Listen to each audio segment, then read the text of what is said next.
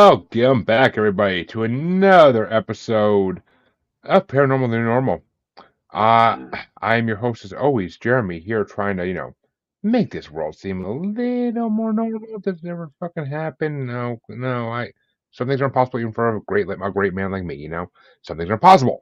But as always, I bring a guest to try to help me with this, and my guest tonight is a podcaster, a screenwriter, and so much, much more. But we'll get into all that in a little bit. Kirsten Rudberg, ladies and gentlemen. Yay! How's it going, Kirsten? Good. How are you? It's the end of my day, and I'm so glad to not be at work. So, how's that?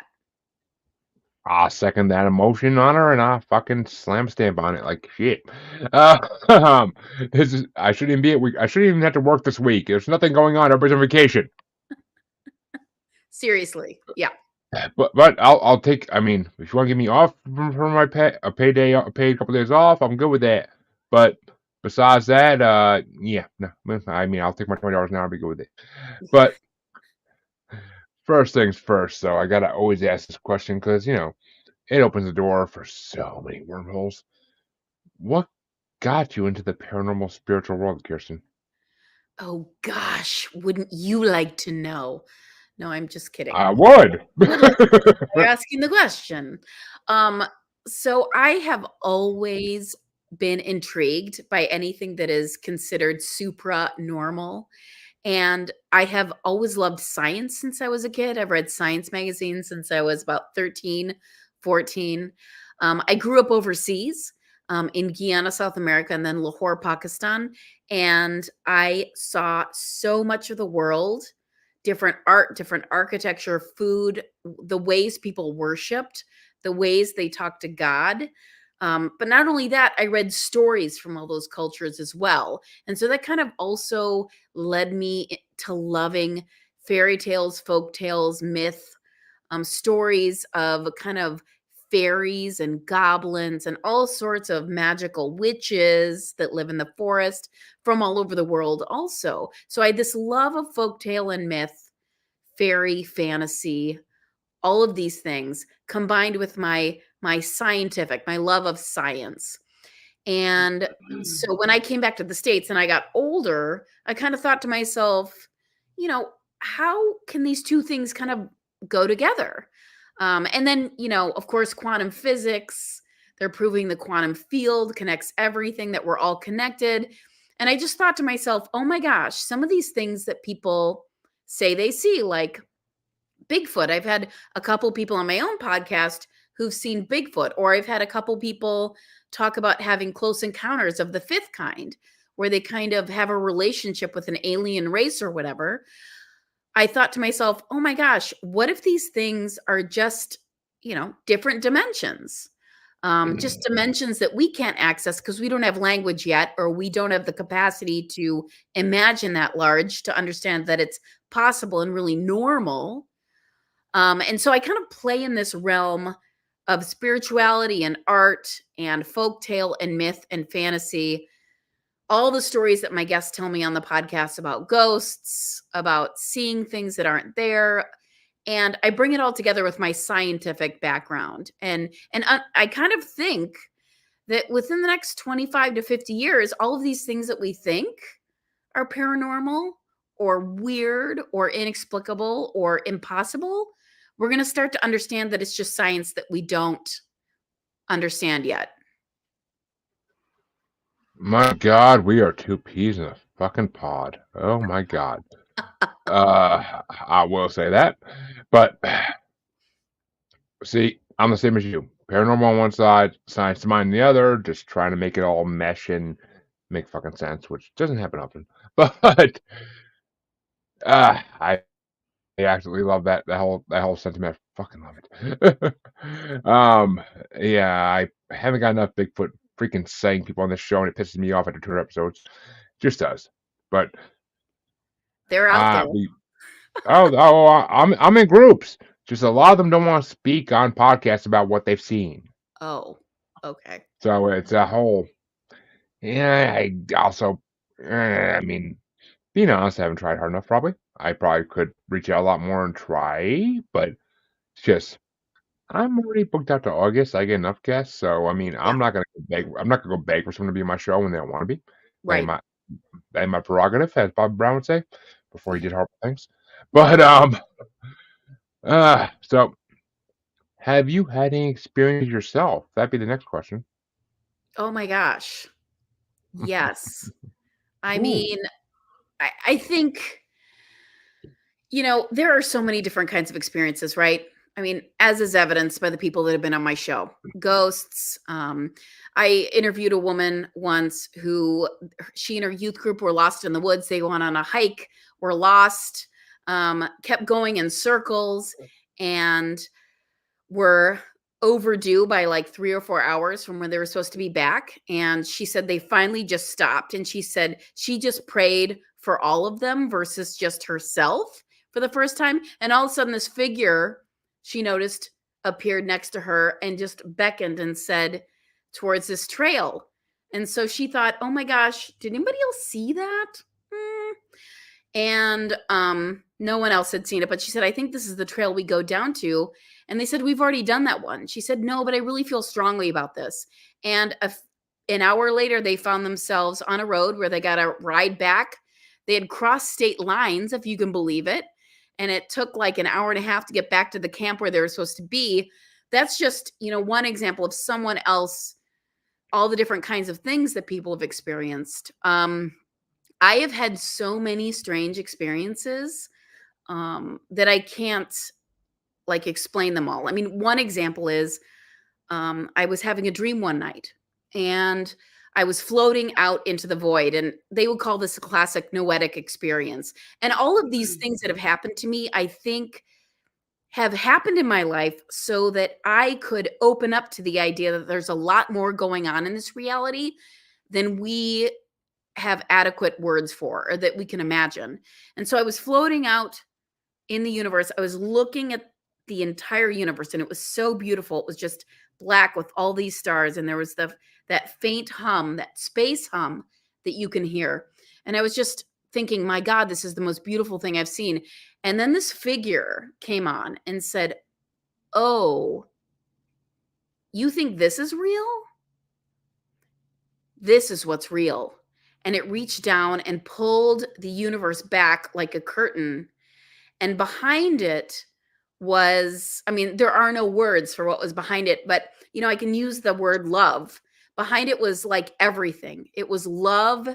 It was beyond love. It was like the root of everything that has ever been and that will ever be.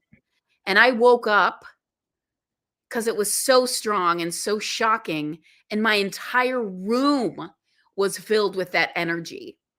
And I remember getting up in the morning and thinking, "I'm so bummed I have to go to work because I know when I get home that energy is not going to be here anymore." And yes, when I got home, it was gone. But that's just one example. Another example is, I mean, I get told messages all the time. And my dear friend died, my friend Linda. This is the crazy story of how I ended up walking the Camino, which I'm not religious, so I would never do something like that. My dear friend, I had spent time with her in Florida. She got deep brain stimulation surgery. So I lived with her for a couple months and helped her through that. But then the next year she died. And a couple years after that, I went to this feast day in Portland where the woman sitting next to me was a carbon copy of my friend who died. And afterwards, we were standing around talking. And she said, she was a Presbyterian minister. And she said, "Oh, I'm going to start walking the Camino in February." And I thought, I don't even know what that is. What is that? And she said, "Oh, it's this pilgrimage route to walk to Santiago in Spain. And there's 12 different ways, and pilgrims have been doing it for thousands of years, and it's really beautiful." And I thought, "Oh, that's interesting. I really can't get over how you look exactly like my friend, but yeah, that walk sounds interesting." And so I talked to my boyfriend at the time, and so he bought me a couple pamphlets or brochures so I could just see a little bit more what the Camino was like. And I thought, "Oh, yeah, that's, I'm not religious, or Catholic. Why would I ever do this? And I don't do things like this. Like, this is hiking for hundreds of miles, and it seems a little crazy pants and stupid. And I'm not going to do that." Sounds like hell. Yes, hell on earth. And so a couple months later, a friend called me and she said, "I just saw this movie and it's really good, and I feel like I should send it to you. So this is the days of DVDs, so I'm dating myself. So she mails it to me, and I open it, and it's this movie called The Way with Martin Sheen and Emilio Estevez, and it's about walking the Camino de Santiago. And I thought, why did you send this to me? And she said, I don't know. I felt like I was supposed to. And I said, okay. And I thought, I guess, I mean, now I know what it's like. I can actually see people walking and now I get the gist of it or whatever. But whatever, again. And then a few months later, my acupuncturist just said, oh my gosh, my mom is just walking the Camino and she broke her ankle. And I thought, okay, do I live under a rock? Does everybody know about this except me? Your mom knows? I feel like a complete loser. And he's like, yeah, she walked 300 miles and she broke her ankle, so she has to quit. And I thought, good God, is everybody doing this? And so I just filed it away again. And then 5 months later, another dear friend called, and she'd been packing up her mother's study in Kansas. Her mom was a pack rat. Her mom was moved into an Alzheimer's care unit, so she was going through every piece of paper in case it was important. And she called laughing on the phone and she said, okay, you're not going to believe this, but I just feel compelled to send you this brochure from Kansas. I was in Oregon at the time. And she's like, I need to mail this to you. And she's like, I don't know why I'm doing this, but you're going to be getting something in the mail for me in a few days. And I thought, great. Okay. I love getting mail. That's wonderful. And I open the envelope when I get it. It's a travel guide for the Camino from the 1960s that she'd found in her mother's study, buried. And I thought to myself, what the F is going on? What is happening? So whenever I get confused about life and what's happening, I always pull a tarot card. So I pulled a tarot card, and the card that came up said, you have not been listening to the messages that we've been sending. And I thought to myself, I sat on my bed and I looked up at the sky and I thought, you've got to be effing kidding me that you want me to walk the Camino. Are you joking right now? Okay, I don't do this. I'm not religious. I have a job. Why would I leave my job? Why would I leave my house, my animals, all of this? But you're joking. You want me to walk the Camino. None of this makes any sense. Everybody's going to think I've gone off on some crazy train somewhere. And so it took me a few weeks. I thought about it and mulled it over. And then finally I thought, you know what? I mean, everything that's happened with all these messages about walking the Camino, it started to feel like something that I'd already done anyway in another lifetime.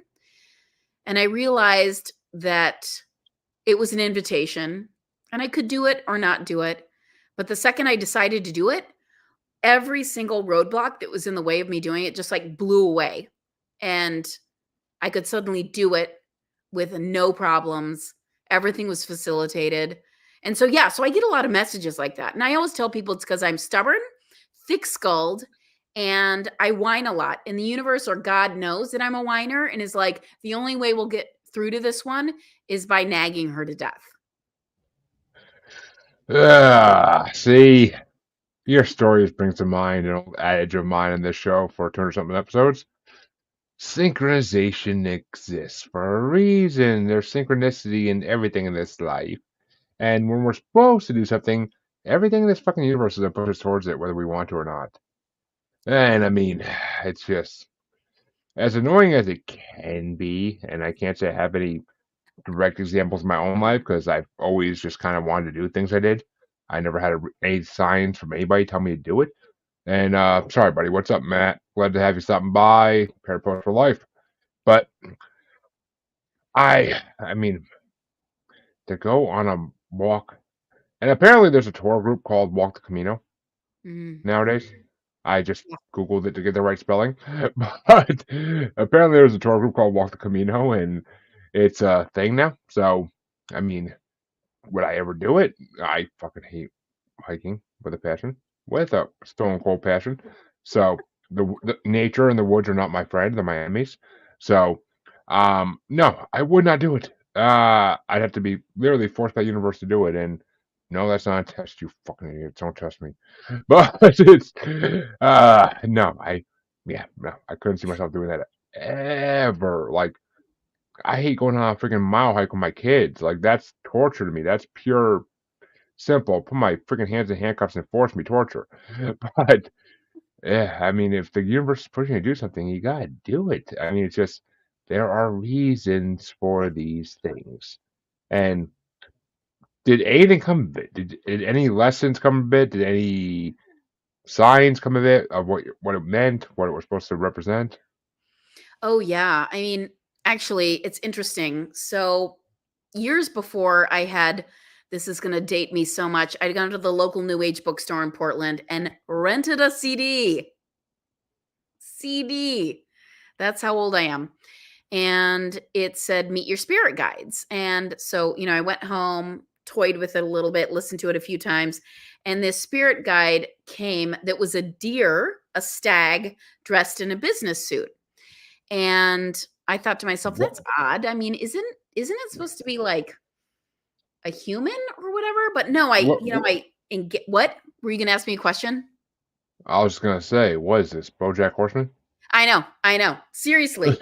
I was so confused and I asked it. I said, "What's your name?" And it basically said, "My name starts with A, but you can't pronounce it." And I thought, "Okay, I mean, fair." I thought that was really fascinating and I didn't think any more about it. I was like, "Of course I would do this," and a deer in a business suit would show up. So I walked the Camino and I ended up, getting not quite to Santiago, but along the Spanish coast. I got profoundly dehydrated. And I had that moment. I was climbing up the side of this Spanish cliff and had the complete moment where you break. And I just like Mhm. howled into the wilderness. I mean, I just screamed out because I'd stopped going to the bathroom about 3 days before. I don't think I understood how sick and screwed up my body was. And I had just had it. It was so hot. The day was terrible. And the cliffs are no joke going up and down with a backpack. And I was alone most of the time. So I had that moment and I decided, you know what? I have I've done it. I've done what I came here to do. I had my moment. I feel like I'm done. Like I'm done walking the Camino. So I took a ferry to England and I decided to spend 3 weeks in Cornwall before I took the Queen Mary back to New York. And so I was in Cornwall in Tintagel, which is known as King Hold up. Arthur's. Yeah. Oh, Yeah. are you afraid of flying or something? Yeah, I hate flying. Ah, okay. I'm Yes. like, you could have took a plane back and got back in Yes. like a fucking eighth of the time. I know. I know, but I also, like, love that mode of travel at the same time. Like, I hate flying, but there's just something about walking into it was, first of all, the same price at that time, taking the ship versus flying, and there's something about walking into the stateroom, and there's a bottle of champagne and a big plush robe, and they give you breakfast in bed, and it allowed me to have, like, no jet lag, and so I loved that. And they had high tea every day, which no one can beat that, and the Blue Man Group. So yeah, so anyway, I get to Tintagel, King Arthur's birthplace in Cornwall, and I decide one day to walk to this place called St. Nectan's Glen, and it's this old ancient pagan site that it has been renamed because a friar or a priest came and took it over, and of course now you have to pay to go, but it's really has its pagan roots run really deep. And so I started really, really early. It was about 2 miles away. So I start walking, and as I'm walking across the fields, it descends into woods, and then I'm on this path in the woods with this creek that's near or a stream right near me. I go down, I go into St. Nectan's Glen, which is this hyper potent place with I mean, it's the energy there is so intense. People's prayers are there. There's ribbons, there's coins everywhere. It still has a really intense energy of the thousands and tens of thousands, hundreds of thousands of prayers that have already been put there. And I was done with the Camino. I know I was this was like my time to rest and just before I came back to the States and I left St. Nectan's Glen and I was walking along the path back. And again, nobody's walking because it's so early. And all of a sudden I just got this message, sit down or don't go any further, sit down. And I thought, okay, why? But instead after whining a little bit, I went down and I found this log next to the stream and I sat there for like 30 seconds and I thought, I don't know what I'm doing. This is so bonkers. I'm an idiot. And then I look across the stream into the woods directly across from me. And out of nowhere, I swear it was like it just materialized. This baby deer walks out of the woods. No other deer anywhere else. No mom deer, no other baby deers. This single deer, excuse me, walks out of the woods. And it just stood there and it looked at me and it like acknowledged me. And then it just melted back into the woods. And I thought to myself, okay, what just happened? Like the scientific part of my brain was like, okay, where are the other deer? Babies that small should not be alone. Where's the mom deer? Like, there's not a lot of cover. I don't even know where that deer came from. I don't understand what's happening. So I kind of left the stream and continued my walk and didn't kind of was mulling it over and trying to figure it out. And then I remembered this vision that I'd have of my, my higher being or my spiritual advisor, my guardian angel that I'd reached out to was this deer in this business suit. All of a sudden I was just gobsmacked. And I realized at that moment that when I had looked up and seen the deer, that was that energy, God or creator or whatever you want to say, my guardian angel seeing me and saying, good job. You did what we asked you to do, which was walk the Camino. And this is just us coming and acknowledging that. And you need to understand that we see what you've done. And so, yeah, I mean, I don't know if that's a good story for you, but yes. Oh, that's incredible. It's really incredible. I mean, and as somebody who was a big fan of the old King Arthur lore,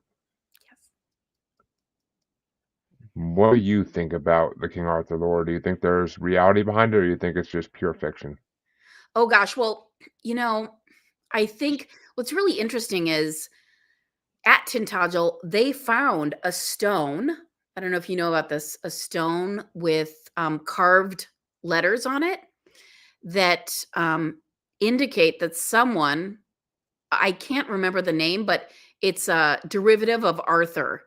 So buried under the foundations of the castle or the church or that incredible building, they've literally found a derivative of Arthur there. So 100%, I believe that there was a King Arthur. I absolutely do. Now, I also have to say that Tintagel itself and the woods and the land around it are, I don't know, spooky, inhabited, powerful. Like there's something going on there that's a little otherworldly. And it seems like a place of super saturated energy, something really intense. At least it was for me. I mean, it was beautiful too. It's on the ocean. You're looking at cliffs down to the sea. The castle's like right on the edge and straddles the edge. I mean, it's magnificent. The whole area is magnificent. But 100%, I think Arthur is real. I think that he was a king. I would love for all the stories to be real. And, I think someone even proved that Merlin existed or a Welsh magician with his name existed. So yes, I'm 2 thumbs up on that. They did prove to some degree that Merlin could have been a real person. I mean, there are magics in this world we never knew, and there's magics in this world that still exists to this day that people know how to use. So, could Merlin have just been a clairvoyant or psychic that had extrasensory abilities? 150%.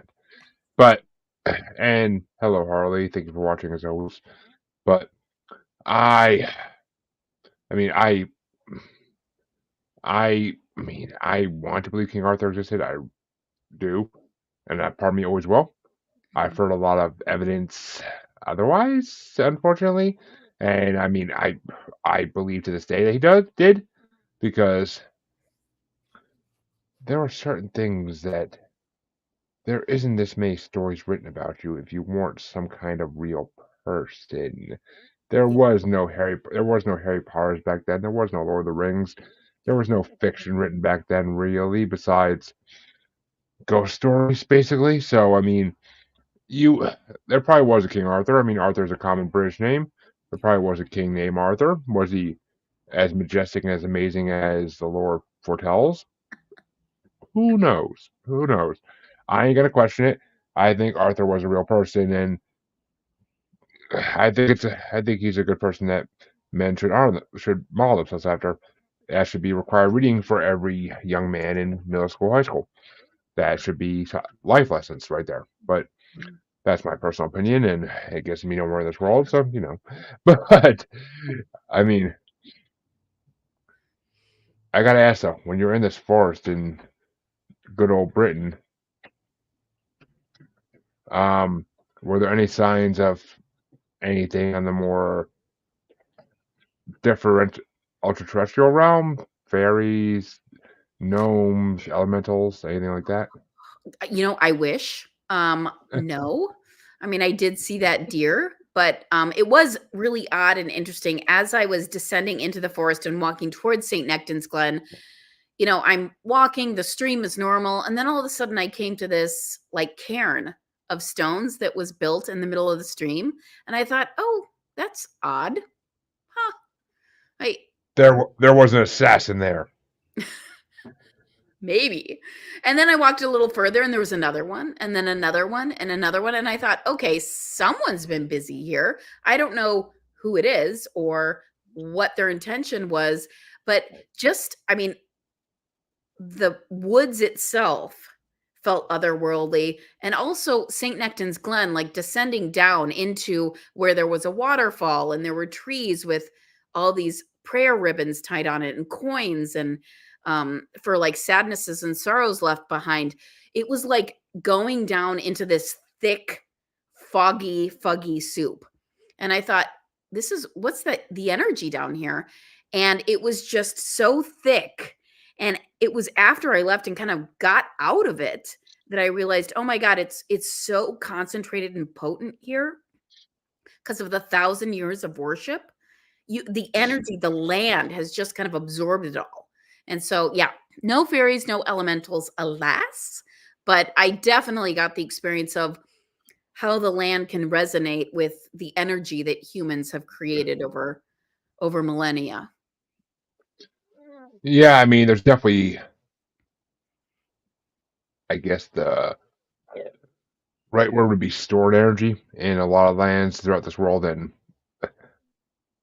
King Arthur was something mystical and magical, so there would Absolutely. be stored energy. There would Yeah. 100% be stored energy there, and it's on my bucket list. I didn't know it existed till tonight, but it's on my fucking bucket list now. God damn it, because I love King Arthur lore. I do. Guinevere and Merlin and the Green Knight and all this shit. Like I freaking love it. Like it's kind of a sad story at the end of the day, but Oh, it's it's and so of sad. course It's so sad. Like the story of King and Arthur, I think, is so sad. plus I love the fact that his sister Morgan Le Fay was used in Marvel Comics, so I Mhm. love that. But um, well, let me ask this though, because I mean, how do you, how often do you get signs from the universe that you're supposed to do certain things? Like, is Oh it a my gosh. common thing, or is it just occasionally? Okay, so my friends, my dear friends who know me really well are like, "Oh my god, what is it with you? Like you never have to wonder where you're going or what you're doing because the universe just tells you. It just tells you like over and over." And they kind of laugh about it while they also shake their heads and think, "What is your life is weird. Like your life is so weird." So for example, I mean, I told you about walking the Camino. After I came back from the Camino, I decided to go to seminary and get my master's of divinity. And there were a bunch of different ones I was looking at all over the country. And I'm not religious. I'm a panentheist, which means that I believe everything's sacred and everything should be respected and worshiped as being legitimate. Um, but I was looking at seminaries all over. And for about 3 or 4 months at my job, every person I met who was new, every single one was from Denver. And after a few times, I was like, that's weird. Let's see if this continues. Denver, Denver, Denver. And one of the seminaries I was looking at was in Denver. And I thought, okay, I'm not going to apply anywhere else because I already know I'm going to seminary in Denver because every sign is like Denver. And so I didn't apply anywhere else. I only applied to that one because I already knew I was going to get in because I'd already been told because of all the synchronicity of Denver. And then, I mean, here's another example. It's so bizarre. I was, I need to practice my public speaking, which is partially why I'm on Podmatch and being on podcasts. But I was giving sermons at my friend's Methodist church in Santa Fe, New Mexico, which is where I lived. And the second time I went back to give a sermon, which public speaking scares me to death so badly that I was really doing it so that I could not be scared anymore. Afterwards, this elderly man came up to me and he said, I have to tell you something. And I said, okay. And a lot of people have been giving me feedback on the sermon. And he said, no. This is just for you. I have to tell you. So let's go over here. So we walked a few steps away and he said, and this was my second time. And I was also leaving in a week to drive back to Illinois to take care of my mother, or to help both my parents, but really take care of my mom who's having a hard time. I was leaving my job, my friends, my community, everything, giving up everything to go help my mom and spend some time with my dad, whose dementia was getting worse. And I was really upset and angry and depressed about leaving my life and thinking, what am I doing? I don't even know what I'm doing. I can't believe I'm going back and giving everything up. I mean, I was just emotionally exhausted at that point. And he didn't know any of this. I hadn't told anybody any of this. And he said, I have to tell you something. So he takes me over to the side and he says, okay, I am so glad you came back to speak here again. I can't even tell you because the first time you gave a sermon, I didn't tell you what I was supposed to tell you.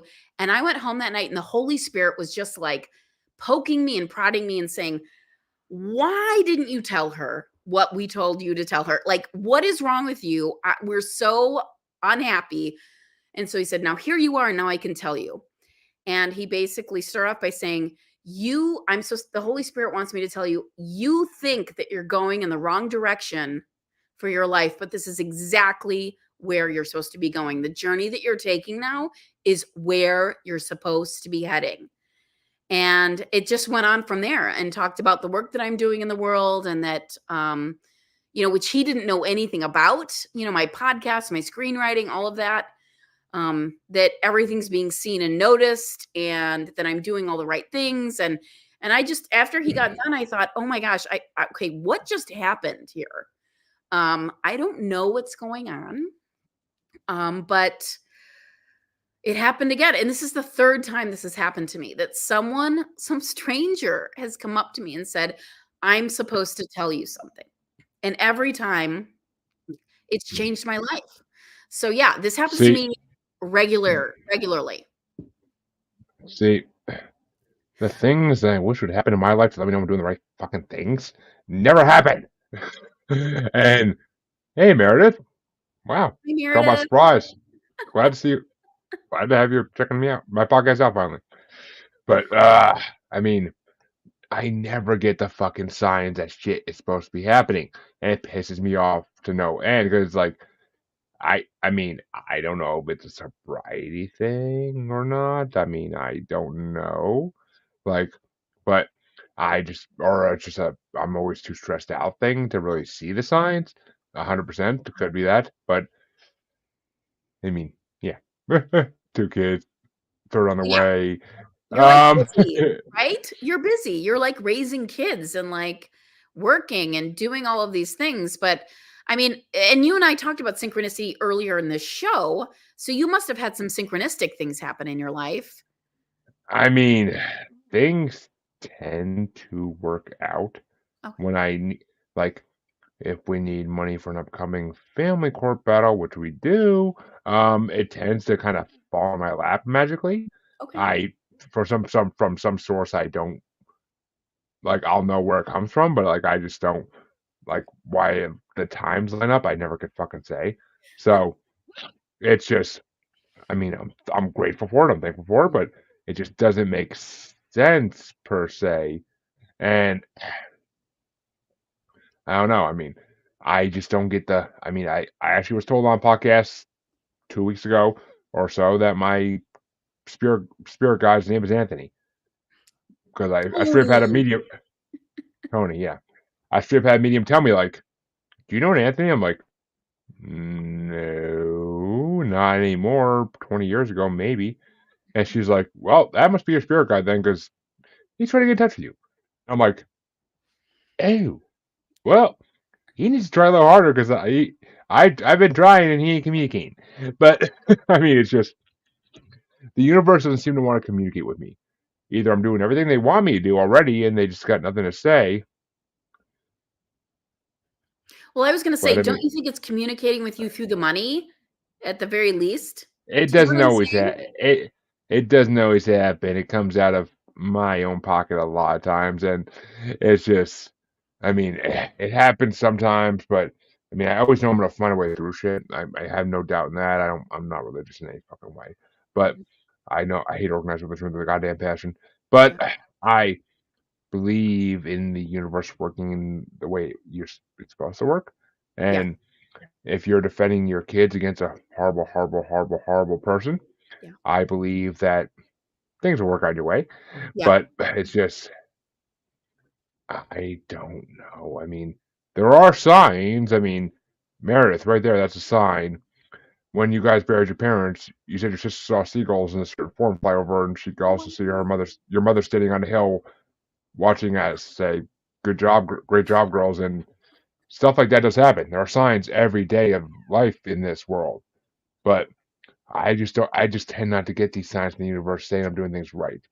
I mean, mhm, I feel like there's synchronicities happening. I feel like the universe is telling me shit sometimes, but I don't get the signs. Like it's not clear as day like it was for you, like where everything's pointing in one direction. For me, it's just like nothing. Like I'm just gonna go by my best instinct and hope it all works out at the end of the day, you know? But yeah, it's just the way life goes sometimes, and maybe someday they'll be more connected. I don't know what I'm doing wrong, but maybe someday they'll be more connected. But I don't know. I think certain stresses need to be in my life first, and then it'll all work out.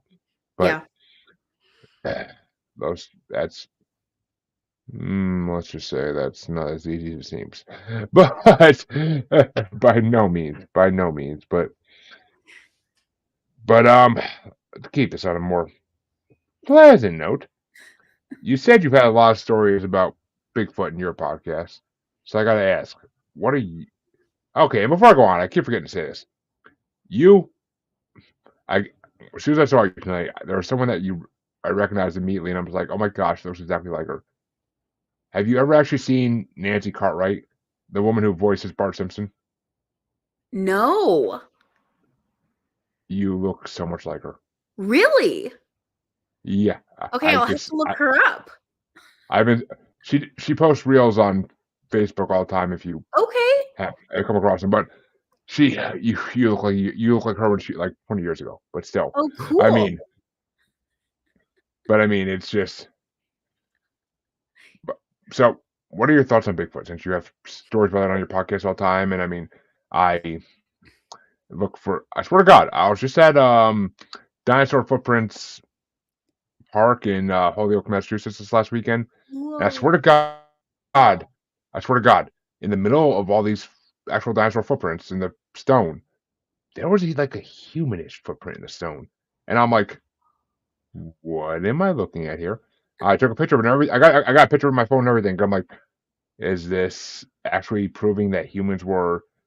'Cause I'm like, I doubt any human came here and cut a hole the exact size of their foot into the fucking stone. I doubt it. I doubt it. Who would waste their time? But I mean, were there humans around when dinosaurs were around? Were there Bigfoots? I don't. I mean, it doesn't. It looks more like a shoe print than Mhm. anything, which I don't. I mean, not like a shoe like a shoe pattern, but like Yeah, the shoe shape. There's no right. toes, which I don't. I'm like, so what the hell kind of dinosaur did this? Or I'm like, what is this? Like I'm standing there looking at it like my paranormal mind is at a freaking standstill right now. What the fuck? Like I don't understand for life me Mhm. what's going on here. I'm like, what is this telling me? And like, I took a picture of it because I got posted to a few groups and get some answers or some speculation at best. But Mm. so tell me, what are your theories on Bigfoot? I'm dying to know. Well, I mean, I have had a couple of guests. And so one of them is an artist in Santa Fe. He's very down to earth, very grounded, not, a storyteller or I mean, I would never think that he would make this up. And this is the story that he chose to tell. He told two stories, almost like not that Bigfoot is haunting him, but that he had the initial experience and then after that it's like it opened him to another experience. And so just he was hiking one day in Washington state and was up on a big boulder, like up overlooking this like river and these woods. And all of a sudden, he was up quite high. He saw this, what looked like a really giant, hairy human slash monkey come out of the woods and come down to the water. And he said, he knew how tall the boulder was that was next to it. So he thought, oh my God, that whatever that is like 9-10 feet tall because that boulder. And I think he disturbed a rock and whatever it was, like what jumped back into the woods. And for a long time he thought, I don't know what that was. I mean, it has to be Bigfoot because of everything that we talk about in our society and our culture. And then a few years later, he was driving and ahead of the car on this kind of isolated, empty little road, 2-lane road, a whole flock of sheep like ran out of the woods in the front of his car. And he thought, oh my God, he slammed on the brakes, went past the sheep, looked in his rear view mirror, and there was something coming out of the woods chasing the sheep. And it looked like a big, giant 7 or 8 foot tall, furry hominid. And he said he like looked away for a second, looked back, and it was still there, but then it kind of like disappeared, like melted away. And, he and I talked about it, and I said, that's really interesting. It's like that last experience, that second experience, it's like almost like Bigfoot for a few seconds accidentally stepped into our dimension. Kind of like the dimension or the veils between our worlds got thin and Bigfoot could like step through, be seen, and then he melted back in to his own It, dimension or his own reality. I don't know if that it makes sense to you. oh, it actually makes 100% sense. So one of the most popular Bigfoot, Sasquatch, whatever you want to call them, theories. I mean, well, I feel like this is not the first example I've had of Bigfoot chasing sheep. I feel like it's not the first example I've heard. But I mean, I like some tripe, so I ain't gonna blame him. But or her. I'm not gonna be sexist toward Bigfoot. But there's one of the biggest theories out there besides the Gigantopithecus theory that means that Bigfoot has been on our planet longer than we have. But the other theory is that they're ultra terrestrial and they come from different dimensions. I mean, they could be extraterrestrial as well. I don't.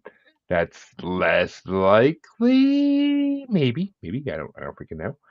But ultra-terrestrial makes more sense because that will explain why they mess with electronics. That would explain why they come when they're seen, and then they're not seen. Yeah. That would. There are a lot of theories for Bigfoot, and I actually just had a guest. I don't know if she was talking about. Well, I had a guest tell me on a show about a month or two ago.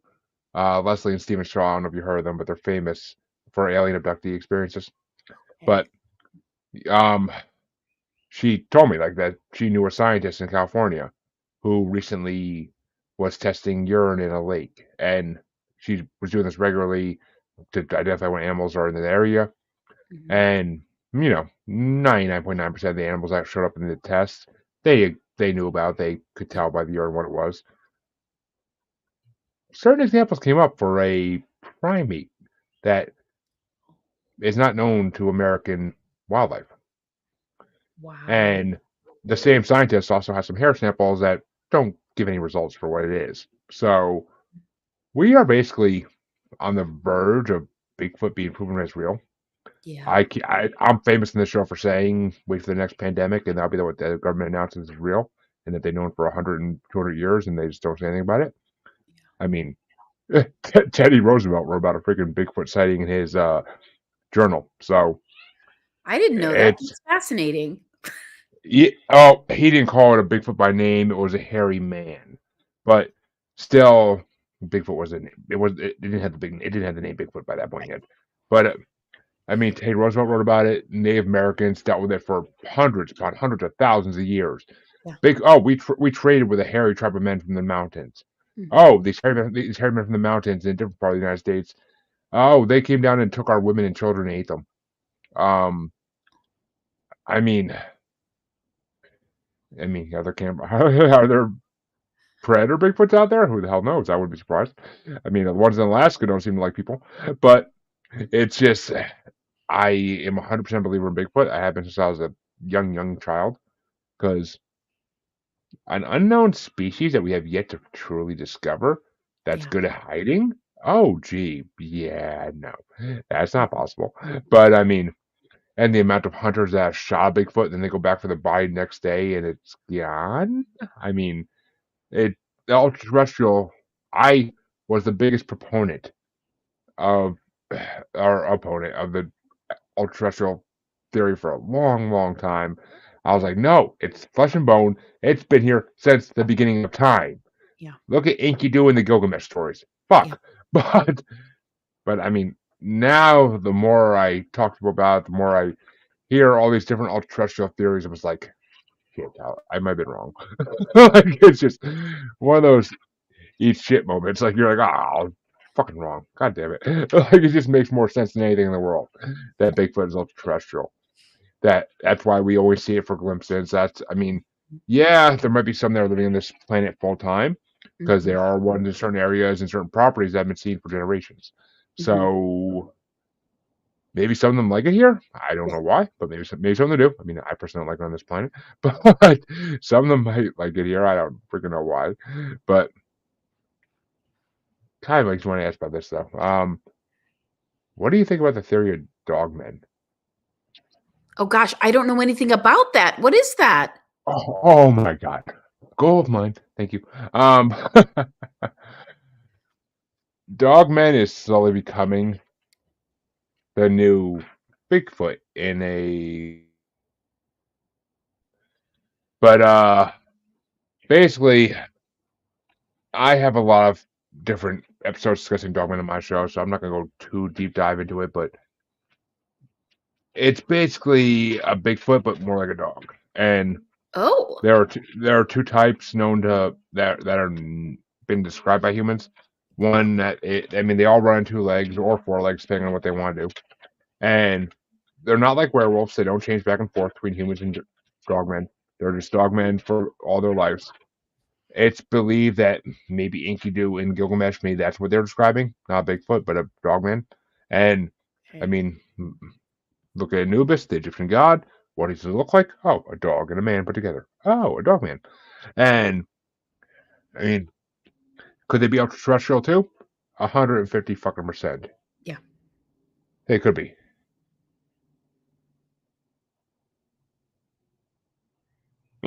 Excuse me. But they they've been seen by so many people. There's an organization, the NADP North. I don't know what that's going on. No say, but Bless the you. North. Thank you.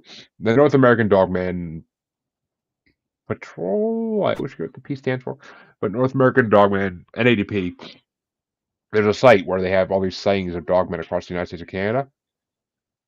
It's creepy. If you look at the map and read the stories, it's a little creepy. But Are they like werewolves, sort of?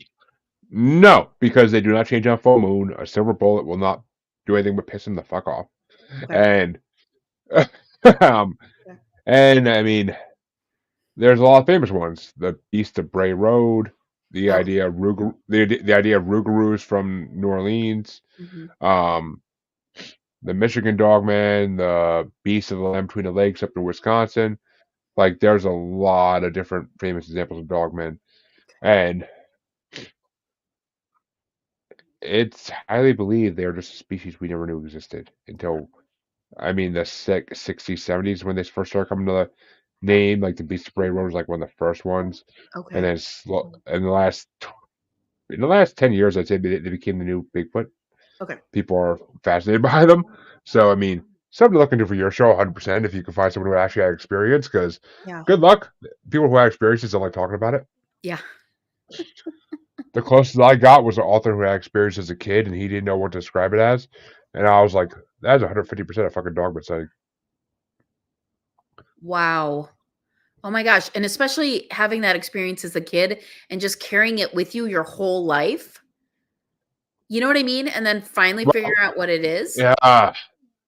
Hey, Nicole, thank you for Hey, watching, Nicole. as always. But, I mean, he described it as he was down playing by a swamp at like a cemetery in the woods, and he heard something moving around, so eventually he got on his bike and started riding away.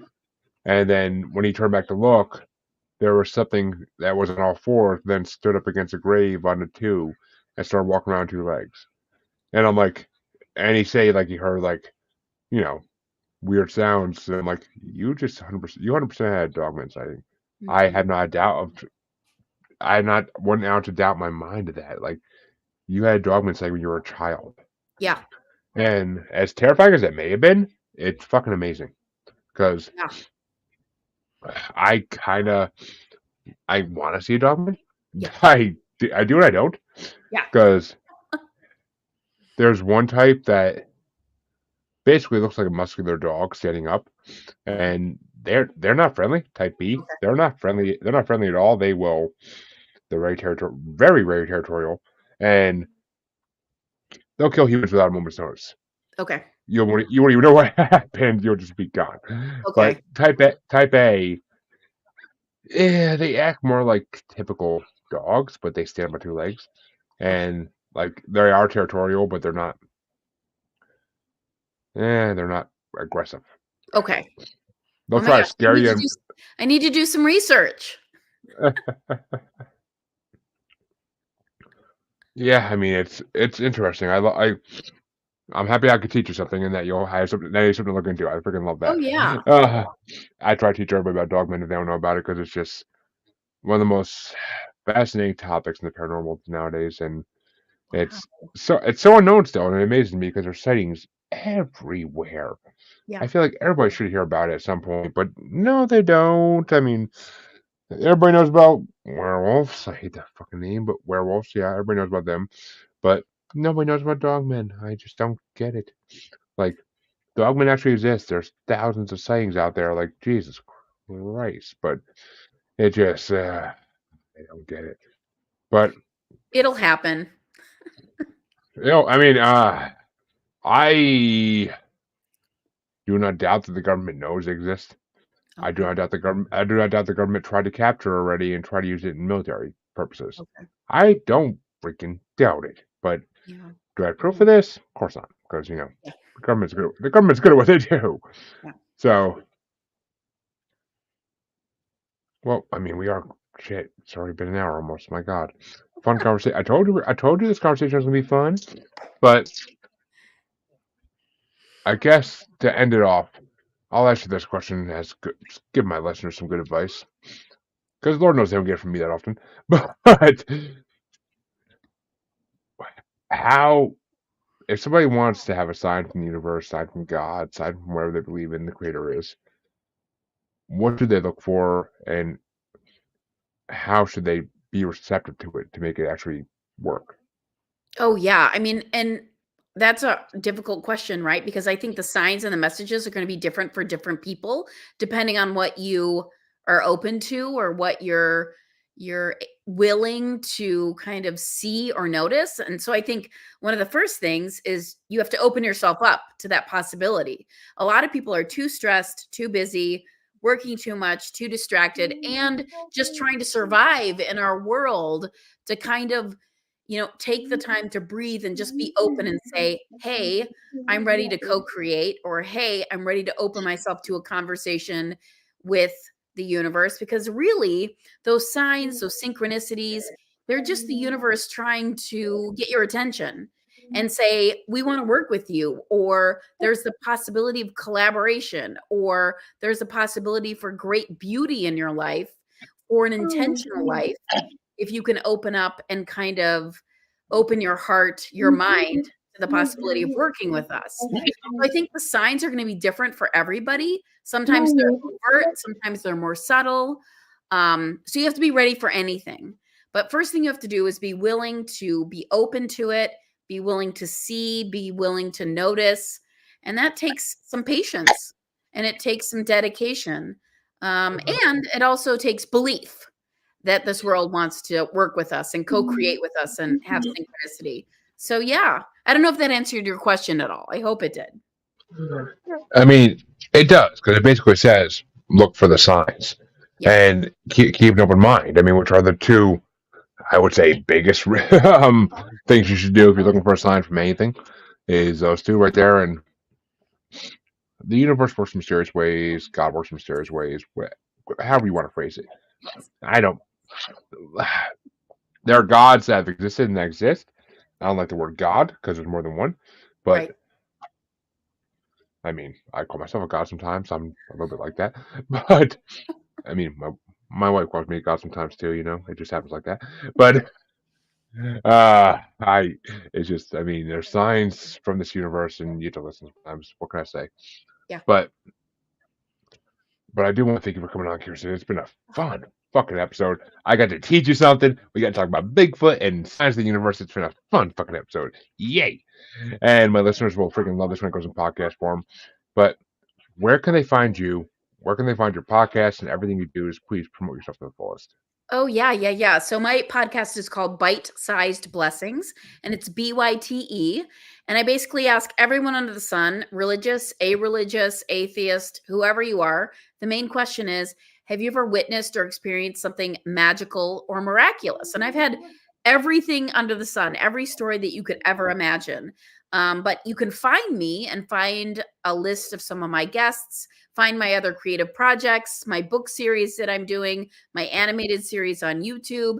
You can find it at my website, bytesizedblessings.com. And it's BYTE, because that's my homage to my scientific love of the world, my love of science. So yeah, I'm trying to marry science and religion, or science and spirituality in my podcast.